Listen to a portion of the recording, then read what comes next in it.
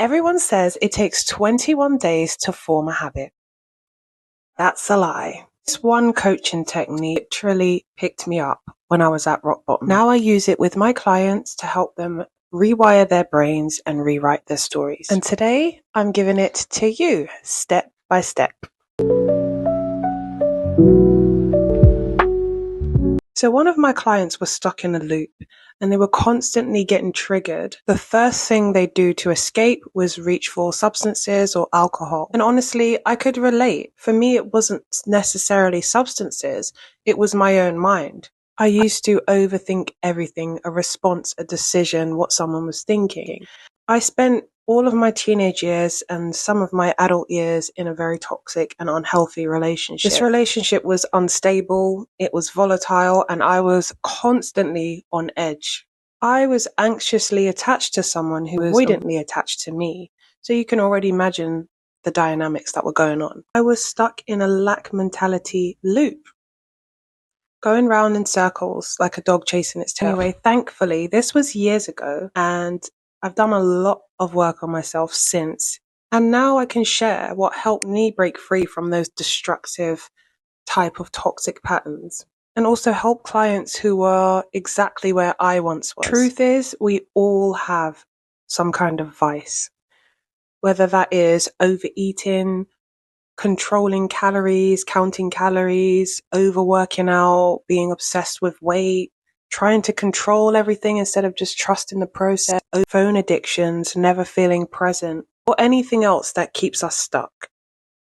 Individually, our struggles look different, but they all come back down to the same thing. Our brains are addicted to that loop. And the neurological pathways get reinforced every time we act on that urge.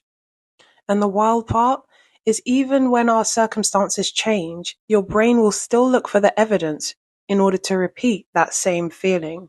And that's why you can end a toxic relationship, get into a complete whole new one, and still find yourself obsessing over the same things. Your brain craves chaos because that's all it knows. And the good news is you're not stuck in a loop forever. With repetition, patience, self-awareness, you can rewire your brain, break the old loop, and build a new one. And that's where PCDA comes in. This is a tool that I created to help keep clients and myself on track. Looks like this. As you can see, I did have it stuck on my wall. It's just as a reminder. This is what PDCA stands for. It's plan, do, check, act. And it's a process evaluation that I made. So let's run through it together. Start every morning by setting your intention. What are you changing and why? Make sure you know what it is that you plan on changing. Or it could be something that you're working on. You can choose one thing at a time, or you can set a new intention each day. It's really up to you and how stuck you feel. Let's just say you're setting an intention for that day. What are you changing and why? For example, today I choose calm over chaos. Write it, say it, anchor it. Remind yourself of your why. Maybe it's your health. Maybe it's your peace of mind or the relationships you want to nurture. And put it somewhere that you will see it. So, bedroom wall, mirror, whatever it is. The do part of the process. When an urge hits, whether that is overthinking or you want to go to do that same thing that you always do, you need to distract yourself for 15 minutes. Have 3 go-to distractions ready. So you might need to prepare these beforehand. Mine, whenever I wanted to stress smoke, I'd literally throw on a 15-minute dance workout video and blast music until I forgot what I was even stressed about. I found that really fun, and honestly, shout out to Grow with Joe. I believe it's Grow with Joe. I end up dancing like my life depended on it, just so I could forget what it is I was stressing about and not want to smoke, because I really wanted to be healthier. She specifically has dance workout videos. They got me through those times where I felt like I had an urge to smoke or to stress over something, and I would do that instead, and it worked for me. Different things will work for different people. That in that moment worked for me. My client actually said that they unlaced and then relaced their shoes. And even though it was small, it was great. It was small, it was practical, but it broke the loop and it worked. And they actually fed back to me that it did work. Another one of my clients got an art set and fell back into drawing and sketching. And that was in times of distress. And doing something creative is amazing because it completely unlocks a different side of your brain, especially if you are neurodivergent like me, like you have ADHD or something along the lines where using your creative brain is like hitting a reset button. So think about something you maybe liked when you were doing when you were a kid, or some sort of skill that you haven't practiced in a long time.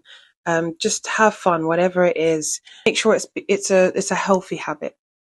I've also been known to have a park across my road and just randomly go and swing on the swings in the evening. That felt good.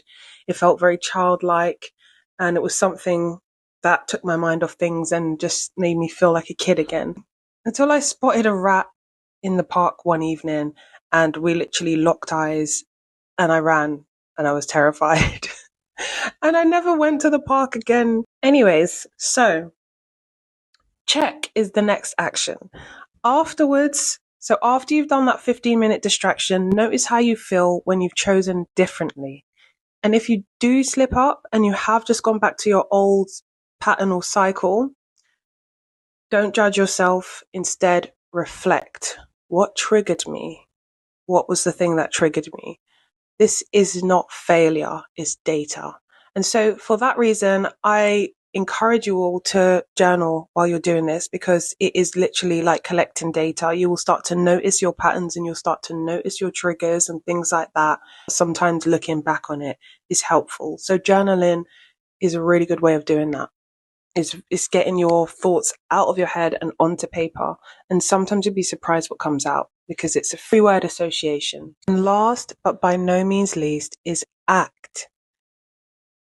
Celebrate every single win, even tiny shifts. The celebration is what tells your brain, yes, keep going.